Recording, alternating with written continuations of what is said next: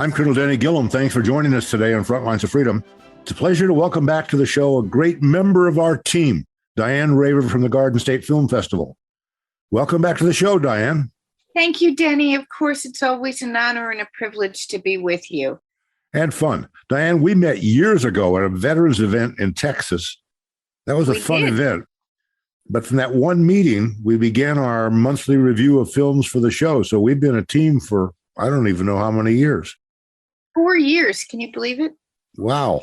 That was back when we were young, huh? Yeah, something like that. But that's not what this interview is all about. This is about Operation Azalea in your home of Seagirt, New Jersey.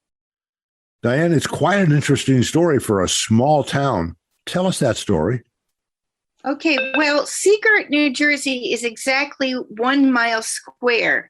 And housed in this 1 mile is what we call the Seagirt Army Camp.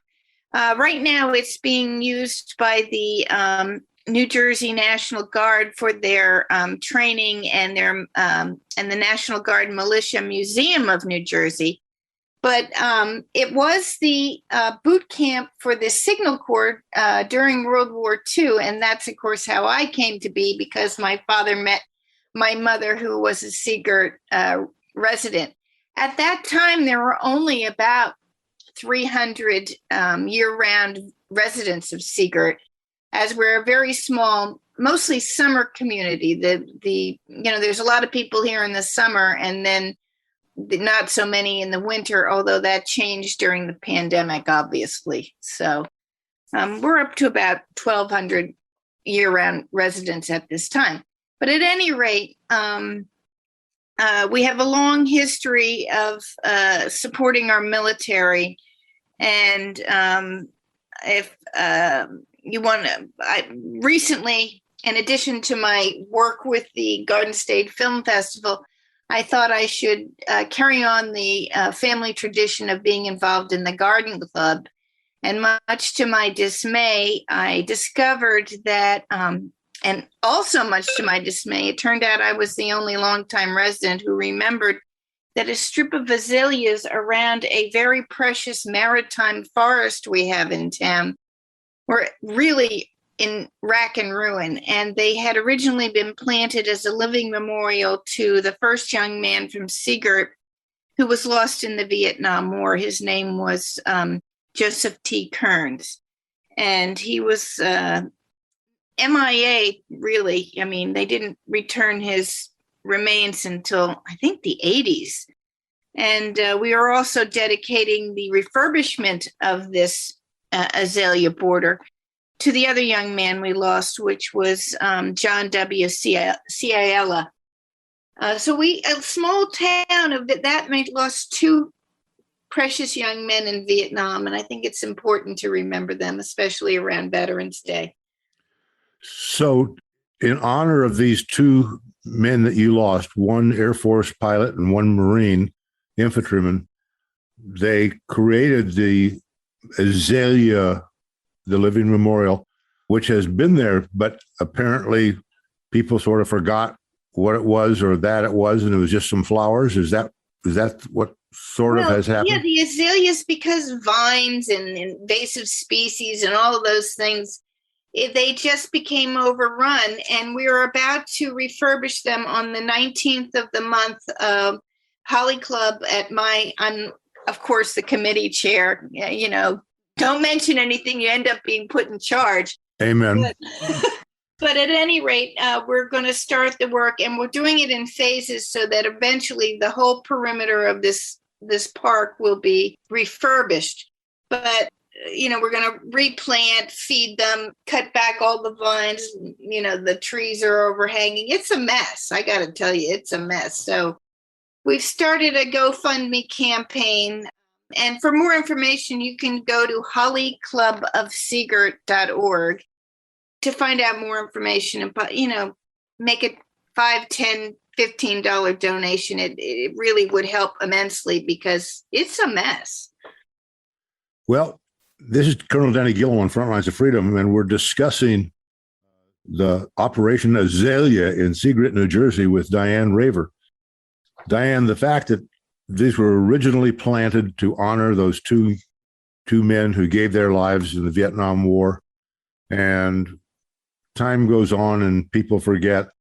But the community now, thanks to your intervention, but nonetheless, the community is now behind this. And the goal is to get this Azalea area refreshed, cleaned up, and it's a pretty good size one. So therefore, this is not something that you go out and do in 2 hours. No, normally the Holly Club ladies do a lot of the things around town themselves, but this was far beyond our. We'll do the upkeep ourselves, but this required professional help. Well, and what a good thing for a community, in this case, your community, to want to be sure that you remember young men who gave their lives in defense of our nation from your community. We all need to do that. And I'm really delighted that you and I could discuss this on the show, because this is the kind of thing that we all need to be concerned about, involved in, remembering those who sacrificed. And the fact that this is around Veterans Day makes it even more appropriate. I'm just delighted that your community was willing to step up and do this. Yes, you had to take the leadership, but you aren't doing it alone, are you? No, I am not. And again, that includes you. Thank you so much for shining a spotlight on this issue. And again, the website is Holly, HOLLY Club, CLUB of OF, Seagirt, SEAGIRT.org. Thank you so much, Denny. Diane, this is just one of the neat things you and I get to do, to focus on honoring those who gave their lives to protect us. Before I let you go, take a minute and talk about the Garden State Film Festival. That's a couple of months away. Well, it's a couple of months away, but we're just about to close the entries, call for entries. So if anybody knows a filmmaker, an actor, or a screenplay writer, it's gsff.org for the Garden State Film Festival. Get your entries in. And the whole thing plays in March, as I recollect. March 23rd through the 27th in Asbury Park, New Jersey. So that's certainly something that could, should, ought to be on everybody's list. Diane, thank you. Thanks for taking time to join us today on this really cool subject. Thank you for being part of our team, but thank you for being so concerned about remembering these brave men who gave their life in defense of our nation. I really appreciate that. Well, Denny, it's my greatest honor and privilege to remember them and to be a part of your team. Thank you for the opportunity. Thank you, ma'am. Until next time.